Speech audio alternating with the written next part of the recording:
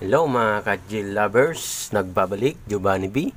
Ang gagawin natin ngayon ay itong Audiolan Amplifier 6 Auto BTF. So, problem nito ay no sound. So, napansin ko kasi hindi nag-switch on yung relay o hindi naglagatik yung relay. So, nakalagay naman yung cord natin. So, wala talaga sa sound mga ka-Jill lovers.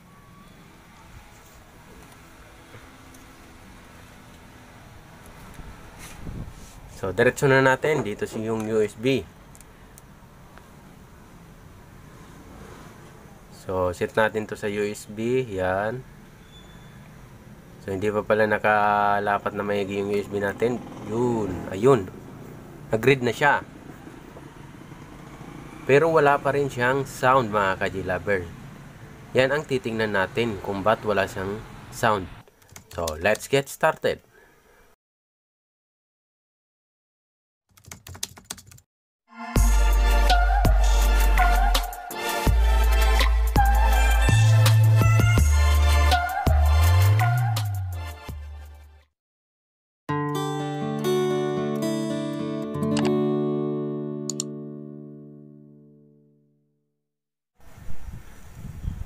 So, ito yung kinagandahan ngayon nito mga ka-G-Lovers. May warranty, seal pa siya. So, ibig sabihin tayo yung makakaunang mag-repair nito. So, napakasarap tong ayusin. Pero hindi natin alam kung mahihirapan ba tayo o madadalian. Kaya, buksan na natin to para matingnan natin yung loob at madiscover natin kung ano yung nagpapaproblema, kung bakit walang sound siya mga ka-G-Lovers. So ayan, kita nyo, binutas na natin. So yan, virgin pa to, joke. So yan, tanggal na mga ka-G-Lovers. So ito, inalisan ko na siya ng takip, napakarumi. So matagal na siguro tong ginagamit nila. So dami ng dumi. So 8 din yung ano niya, output transistor. Yan, C5198, 1941 din ang gamit. So, almost 5 auto ang design nito, mga ka-G-Lovers. So, 2073, A940, yung drive. So, 0.25, yung drive resistor. So, same lang talaga sa 5 auto ang design. So, napakarumi nito. So, linisan lang natin muna to para matingnan natin kung saan nagka-problema pag naalisan natin ang alikabok. Hindi natin kasi ito makikita kung marumi. Linisan lang natin muna to mga ka-G-Lovers para mas maganda yung repair natin pag malinis siya. So, nang naalisan ko siya ng alikabok, may nakita ko. Yan, kinalawang mga ka-G-Lovers. Sabi ko na, pag nalinisan natin, makikita na natin yung mga posibilidad na tinamaan yan. Bali na yung mga transistor dahil sa kalawang, may sunog pa dito. I think 100 ohms to. So, hindi pa natin alam, parang 100 ohms.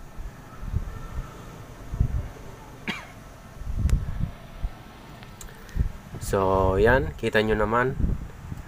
So, ang gagawin natin ito ay ito-troubleshoot na natin. So, linisan ko pa to. Lagyan ko ng ano to, WD-40 mamaya para maalis yung mga kalawang. So, tanggalin lang natin to mga ka-G-Lovers para mabuelo tayong mag-repair. Fast forward lang muna natin mga ka-G-Lovers. So, antay-antay lang. Tanggalin lang natin to. So, habang inaantay natin yan na matanggal, kung bago kayo sa aking channel at napadaan lang, so wag nyo naman kalimutan mag-subscribe and pahit ng notification bell para updated ka sa mga susunod natin na i-upload na mga video. So, pahit na rin ng like button kung nagustuhan nyo yung ating mga video. So, maraming salamat sa lagi nyong pagsubaybay mga ka-G-Lovers. So, sana meron kayong nakuhang idea sa mga troubleshooting natin. So yan, tinatanggal ko lang siya. Sabay linis na rin. So masarap kasi mag-ayos kung medyo malinis siya. So okay. Yan, okay na to, ready na. So yan, may nakita ko parang umitim. So baka hindi naman to putol. So, gagawin natin mga ka-J lovers, una natin gagawin ay palitan natin yung may mga kalawang. Yung mga kinalawang na parts, palitan natin. Tapos, trace ulit tayo. So, kita nyo naman kinalawang. So, alisin lang natin tong mga kinalawang para mapalitan. Tanggalin lang natin mga ka-J lover yung lahat na kinalawang. Yung mga 2N551 at 2N5401. So, tanggalin lang natin yan.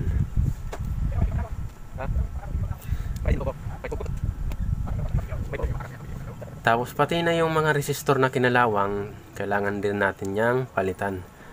Para sigurado tayo na hindi tayo maapektuhan na yung audio nito.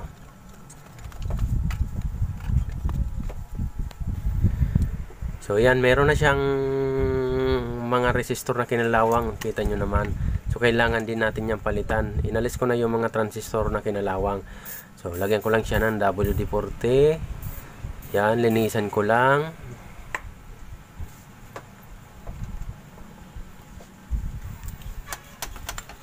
Yan, hayaan na lang natin yan tumuyo para malinisan natin yung board. Maalis yung mga kalawang sa board. Para pagpalit natin ng parts, hindi na siya kumapit sa paa ng parts. Kasi pag may tira dyan ng mga kalawang, pag kinabit natin, useless din yan mga ka-J lovers. Kasi kakainin din yung mga paa niyan ng kalawang. Kaya alisin natin yung mga kalawang sa board. So, tsaga-tsaga lang. Yan, importante natin ay gawin nating maayos yung ginagawa natin mga ka-J lovers. So, wag natin tawag niyan sa putihin o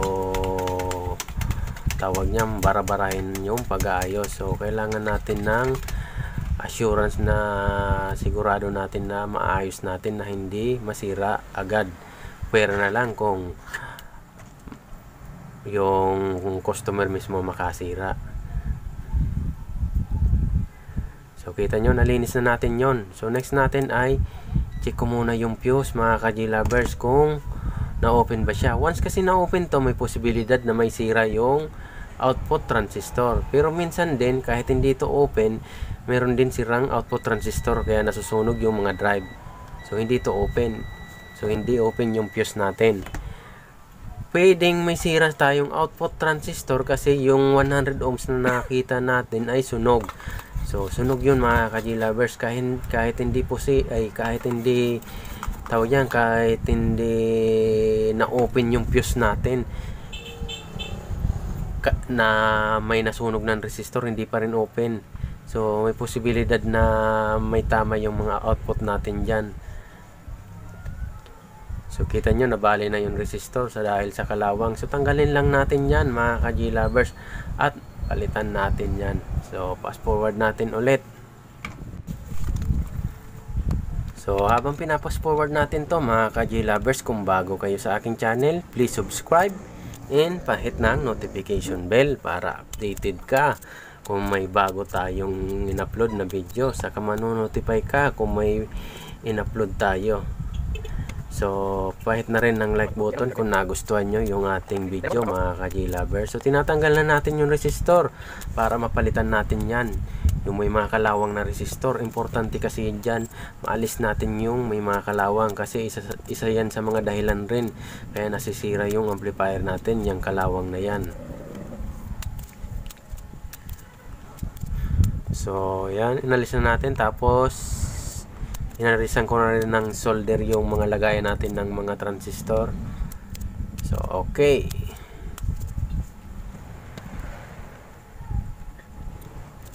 So bago pala natin to i-power on mga ka-J lovers, para makasigurado tayo, i-check natin yung output niyan mga ka-J lovers.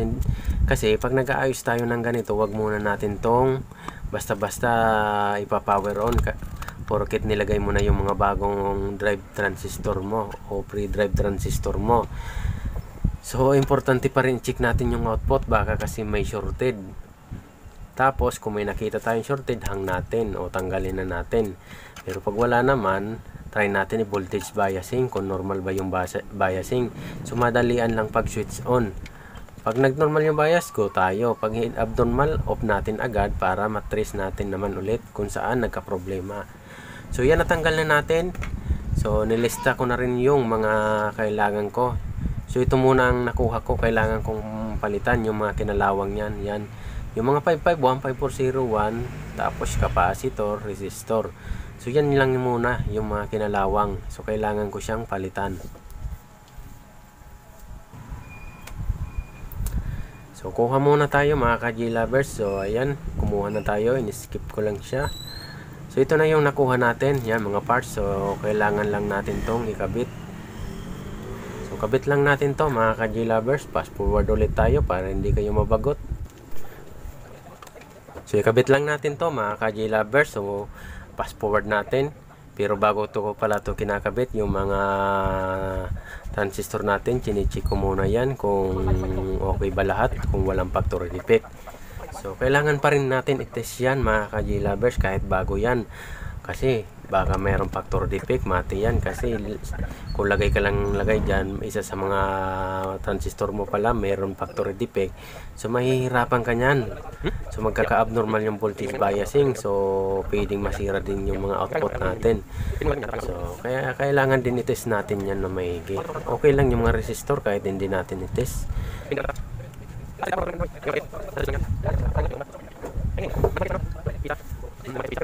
So kinabit lang natin to mga ka-G-lovers.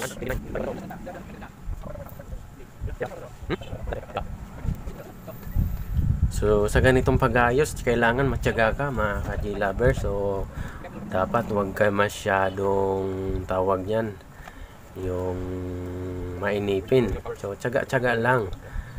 Kasi mabusisi talagang pag-repair ng ganitong amplifier. Kailangan tingnan mong maigi, isa-isahin, at yung mga proseso na magte-test natin, importante yon. Yung pag-repair ng amplifier mga ka-G-lovers, so pag nakuha mo na to, medyo madali lang yan pag-repair. Mas maganda pa rin nga yan ayusin kaysa sa mga video or TV natin. So kasi itong audio o amplifier na inayos natin, once na mapanormal natin yung voltage biasing yan, almost may assurance ka na na marirepair mo na siya. So yung palang siniris ko na resistor mga ka-G-lovers, para doon yun sa 100 ohms. Naubusan kasi ako ng 100 ohms. So nagsiris ako ng dalawang 51-51, kaya magiging 100 to. So okay naman, habol pa naman siya. So kaya siniris ko na lang, naubusan kasi tayo ng 100 ohms.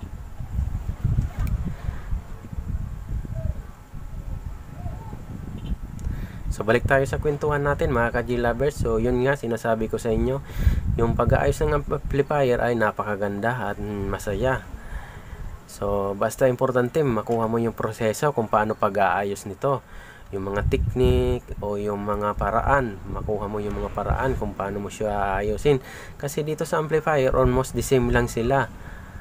So basta importante mapa-voltage biasing mo siya. Pwera na lang kung IC type yung amplifier na inaayos mo, iba naman yon.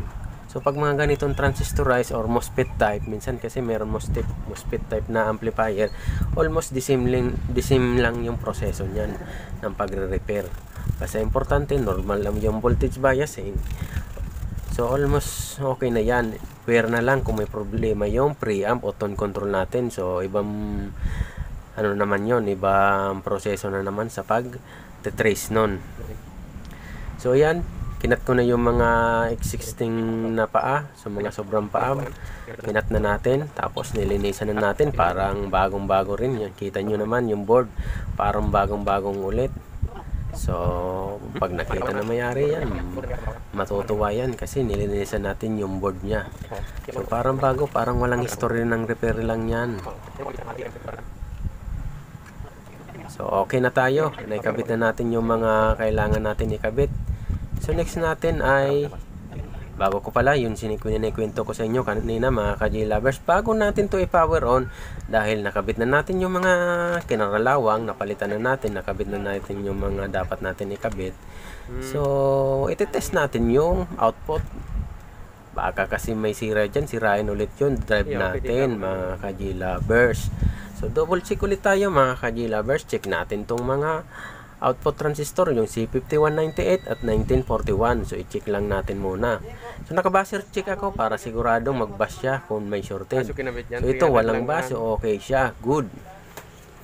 Pangalawa, okay rin, wala siyang buzzer. So pangatlo, okay. Pang-apat, okay rin. Panlima, so kita nyo, nag-buzzer siya. Isa na yan.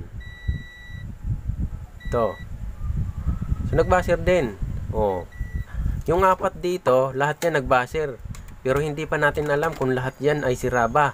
So ang gagawin natin, ihahang natin o tatanggalin natin, itis natin isa-isa mga ka-G lovers, para malaman natin kung alin ba ang tinamaan dyan sa apat na yan. Kasi konektado naman kasi yan, kaya nadidetect natin shorted lahat. So tanggalin lang natin to. Yeah po. Fast forward na naman ulit tayo mga ka-G lovers para hindi kayo mabago. So yan, tinatanggal na natin yung mga output transistor natin, yung C5198 1941. So tanggalin lang natin to lahat para ma-sure natin kung alin ba sa apat yung tinamaan. Pwede kasing dalawa, pwedeng maging A1941, C5198, o pwede rin isa lang, ay bawa C5198 o A1941, o pwede rin apat ang tinamaan, o pwede rin tatlo. So hindi pa natin alam, kailangan tanggalin natin to, tapos i-test natin mga ka-G lovers para makasure tayo kung ilan yung mga inabot, yung mga tinamaan ng short. So posibilidad kasi nasisira tong output na to, pwedeng may sira ka nilagay na speaker, nag-short yung wire mo sa kabitan ng speaker, yung negative positive ng wire mo, pwede rin yun. O pwedeng kinabitan mo may sayad na speaker kaya nasisira, o pwede rin na overload mo, nalagyan mo ng napakalaking wattage ng speaker na hindi niya nakinaya, sobrang uminit na, o pwedeng ganyan kaya nasisira tong output. So may dahilan yan kung ba't nasisira. So itong ganitong design ng amplifier, almost walang protection yata to mga ka-G lovers. So paano ko nasabi naman kung bakit almost walang protection to?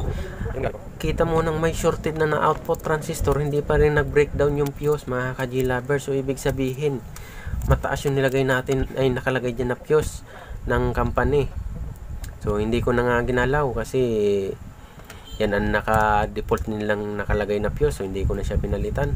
So i-test natin to isa-isa mga ka-G lovers para makasure tayo kung ilan ba yung tinamaan.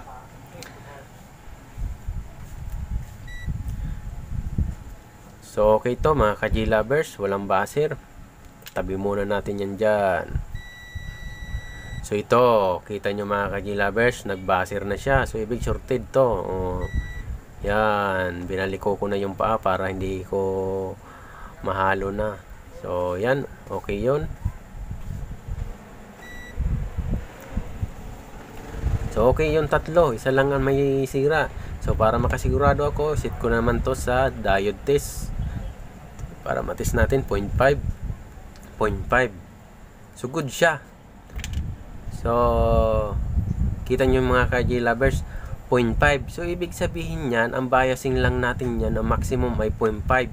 So wag na natin sobrahan sa 0.5 yung biasing natin yan na voltage, kasi 0.5 yung volts niyan, yan 0.5 yung mga output transistor natin. So tatlo yung okay, isa yung sira. So palitan lang natin yan mamaya. So bago natin yan papalitan, siyempre magbo-voltage biasing na naman tayo. Ito yung mga pinaka-importante na wag nyong kalimutang gawin o wag nyong kaligtaan. So importante ito, magbo-voltage biasing tayo bago tayo ng lagay dyan. So okay, ganda ng paka-solder natin. Parang walang history ng repair, diba? Kasi nilinis natin siya ng maigi. So sa pagre-repair mga ka-G lovers, huwag kayong bara-bara lang. So bakit ko nasabing bara-bara? Yung kahit ganyan, pagsusolda, hindi nyo na nililinisan. So dapat kahit paano linisin nyo rin para kahit paano yung sumunod man na technician hindi siya mahirapan, kasi hindi mo naman siya tawag niyan parang pinaglaruan yung board. Di madadalian yung sumunod na mag-aayos mga ka-G lovers. Kasi meron mga technician ni binabara-bara yan, paano naman yung sumunod, mahihirapan na. So magpo-voltage biasing tayo kasi na-check ko na, nalinisan ko na siya pala lahat. Set natin to. Yan, naka DC na tayo. Lagyan natin ng ilaw para mas makita nyo. Good. Yan, okay. Ito, napakasarap gamitin yung multi-tester natin. So, galing lang yan ng Shopee, mga ka-G-Lovers. Almost 700 yata binayaran ko dyan, o labi, na kasama na yung shipping. So, ito na. Voltage biasing na tayo. So, napakataas. 4.9, mga ka-G-Lovers. Wow. Pansira talaga to ng output. Ito 18 volts. So i-off ko na para wala na masirang iba. Ba't kaya? So yun ang iti-trace natin, mga ka-G-Lover. Ba't kaya abnormal to?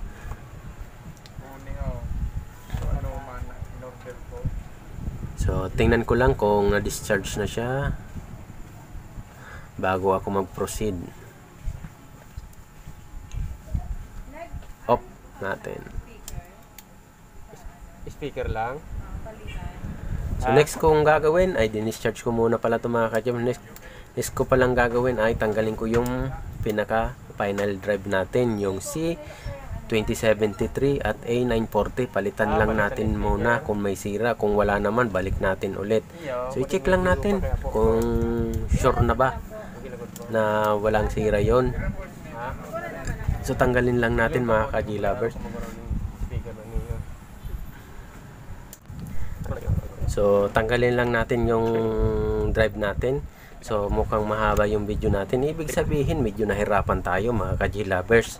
So nagkonsumo tayo ng oras bago natin to mare-repair kasi napakahaba yung oras natin. So hindi tayo basta-basta nito tawag niyan, minabadadalian. So tawag niyan, yung dapat medyo mahaba yung pasensya mo at tiyaga-tiyaga lang, makukuha mo rin yan, mga ka-G-Lovers.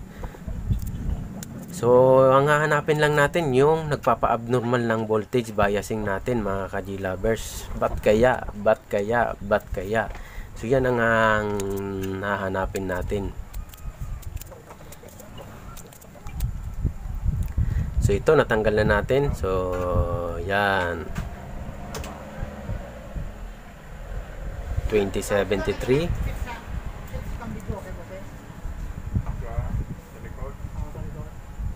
at A940. So final drive natin yan.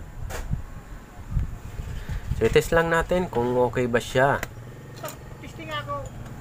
Once kasi may sira to, pwedeng magpa-abnormal ng voltage biasing to.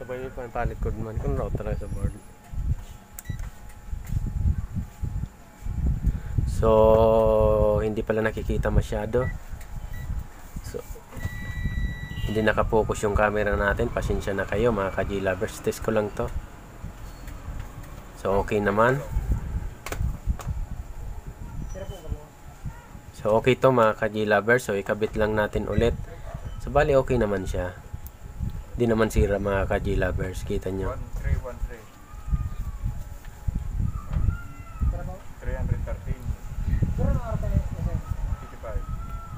So 0.6. Pero marin ang klase Ayan, yan. 0.6.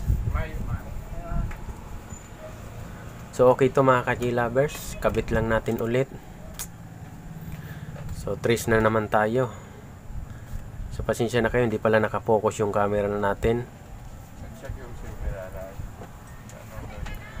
Tsaga-tsaga lang tayo, hahanapin natin to. Huwag natin munang susukuan.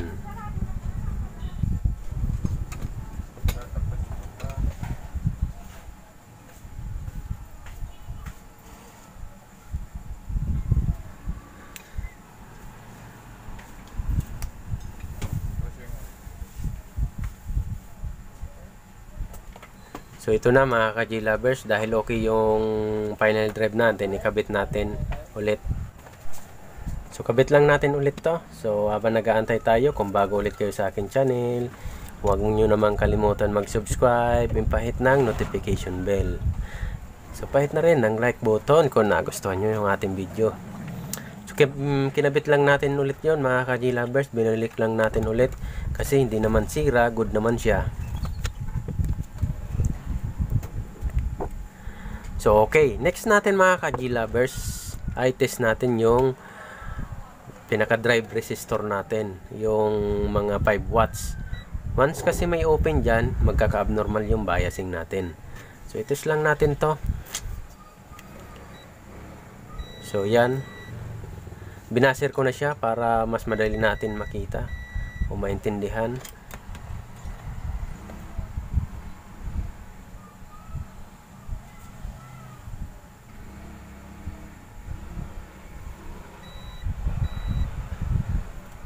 So parang may open mga ka-G-lovers, parang dalawa. So para makasigurado ako, tanggalin ko.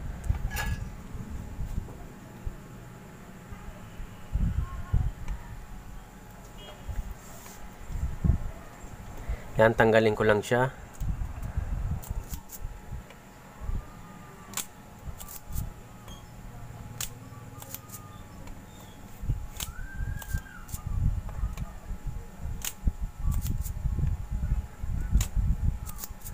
Yan, pagkatapos natin itong tanggalin, test natin ulit para malaman natin kung talaga bang sira or open siya. Natest ko kasi hindi nagbase, so ibig sabihin sira.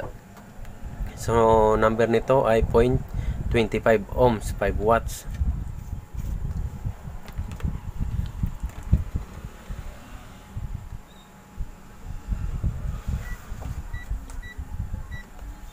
So set natin sa ohms. So test natin. So open nga talaga mga ka-G-lovers, open siya.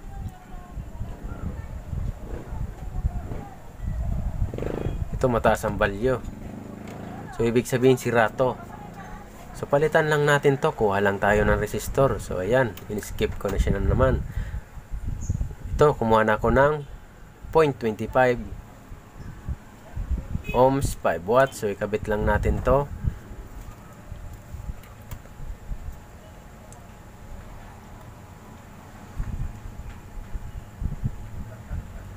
So kabit lang natin to, tapos i-test natin mga ka-G-lovers. So fast forward lang natin to.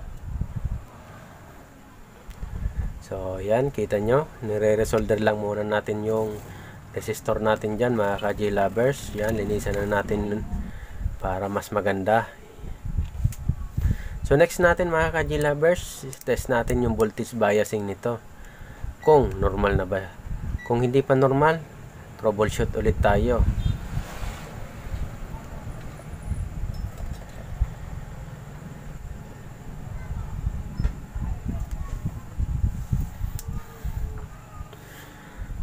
So test lang natin. 0.3, good. 0.3, good. 0.3, good. 0.3, good. So ibig sabihin good na yung voltage biasing natin. Sira talaga yung resistor, yung nagpa-abnormal ng voltage biasing. So test natin tong kabila. Wait lang, 0.3, good. 0.4, good. 0.4, good.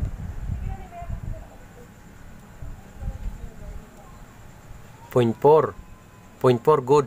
So ibig sabihin yung 8 biasing natin dyan. So sa 8 output transistor natin, good na yung voltage biasing. So next natin gagawin ay palitan lang natin to ng mga output transistor, yung sira. Tapos kabit na natin yung mga good. So napakaganda na yung voltage biasing natin mga ka-G-lovers. So nakikita na natin na mag-o-okay na yung tunog nito. So kabit lang natin to lahat. Yan yung mga good. May isa pala dyan yung sira. Yung isa dyan, palitan natin.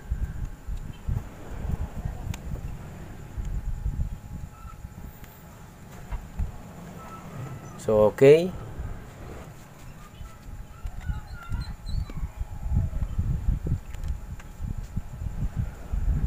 Yan, kabit lang natin to.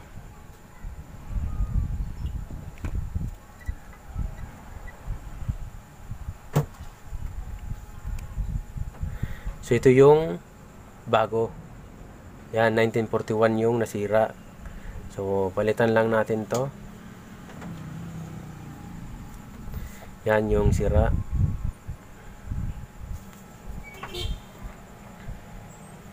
So kabit lang natin to, tapos resolder. So ayan, kinabit na natin siya mga ka-G-lovers, tapos resolder na natin to. So itis ko muna kung may sayad siya. So wala naman sumabit. So okay na to, pwede na natin tong i-resolder.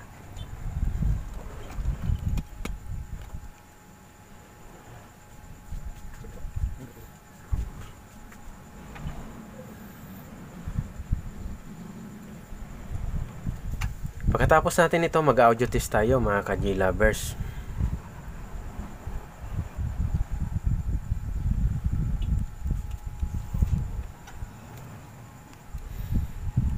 So okay na yan, linisan lang natin.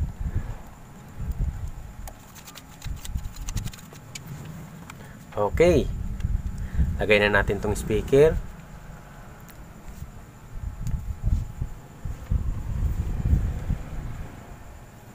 Tapos i-test na natin mga ka-G-lovers.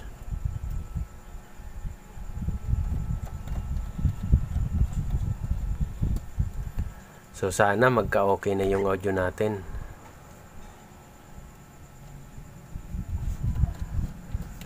So sa totoo lang, medyo natagalan tayo sa pag-ayos nito.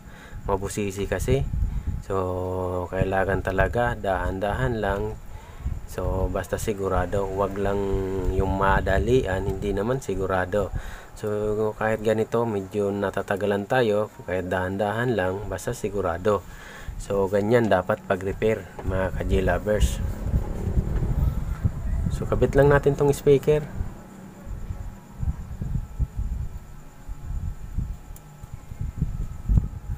So okay na, naikabit na natin. So yan, okay. So mag-audio test tayo. Bago natin to i-audio test, kabit ko tong supply ng relay. Kasi hindi yan mag-switch on yung relay. Pag hindi natin to kinabit, yan, connection na yan. Supply po yan ng relay. Baka kasi makaranas kayo, hindi nyo yan kinabit, nag-audio test kayo, hindi nyo yan mapapa-audio test dahil hindi mag-switch on yung relay, walang supply. So ayusin lang natin yung camera, mapwesto natin ng maigi para mas makita nyo yung audio testing natin. So i-test lang natin to.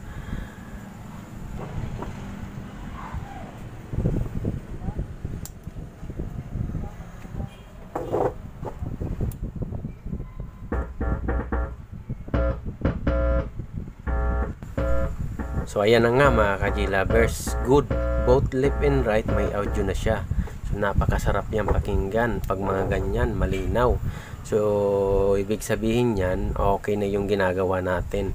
So next natin ay try natin ipatunogin to. So kabit lang natin tong input na galing tone control para matis na natin yung sound nito. So pwesto lang natin. So hanapan natin ng pwesto na maigi na hindi mag-short. So okay, pwede na to. So pwede na natin tong i-testing.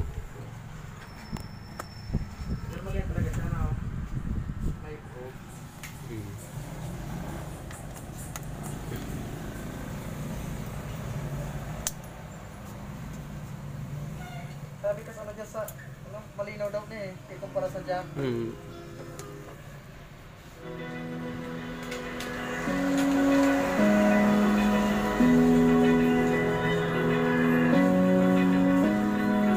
Open eye, feel the waves cut through me, hypnotized by the sounds I'm breathing in. Hold tight, chemicals.